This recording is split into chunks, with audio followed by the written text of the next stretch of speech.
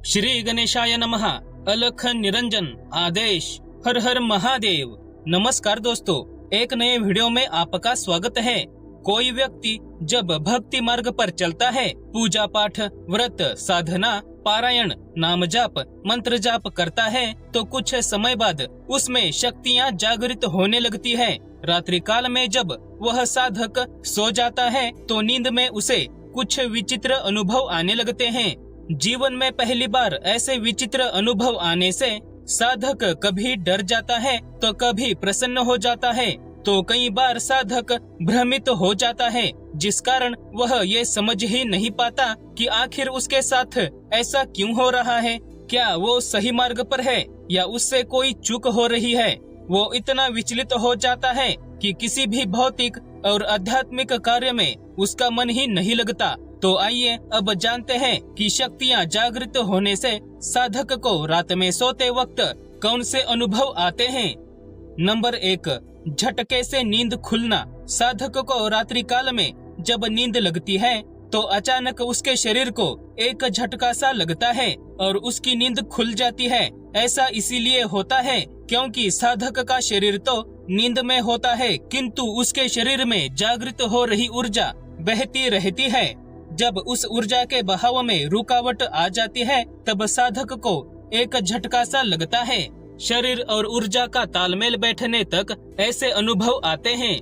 Number 2, बेवजह नींद का खुलना और बाद में नींद ही ना आना।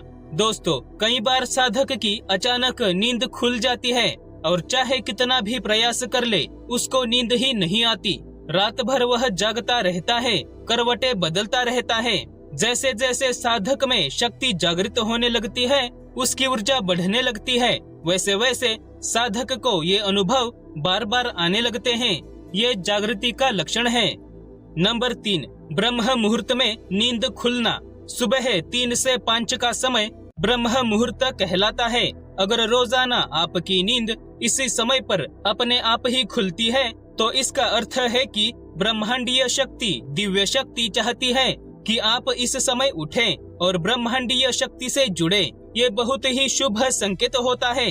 जब आपके साथ ऐसा हो तो आपने उठकर अपने आराध्य देवी देवता की आराधना करनी चाहिए। इस समय की गई आराधना सीधे आपके आराध्य तक पहुंचती है। जब साधक में शक्तियाँ जागृत होने लगती है तब वह शक्ति उस परम पिता से जुड़ने का प्रयास करती है और इसके लिए सही समय होता है ब्रह्म मुहूर्त। इसीलिए साधक की नींद ब्रह्म मुहूर्त में खुलती है।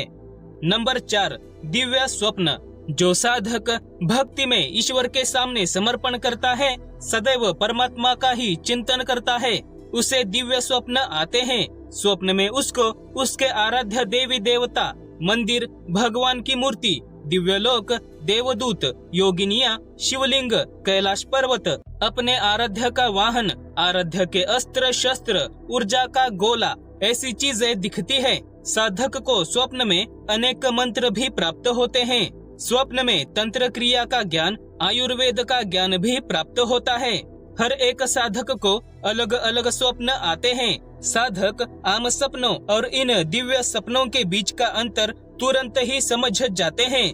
कई बार साधक को ऐसे सपने आते हैं जिसमें वह किसी नकारात्मक शक्ति से, नकारात्मक व्यक्ति से या नकारात्मक पशु से लड़ रहा है और उस लड़ाई में साधक की विजय हो गई है।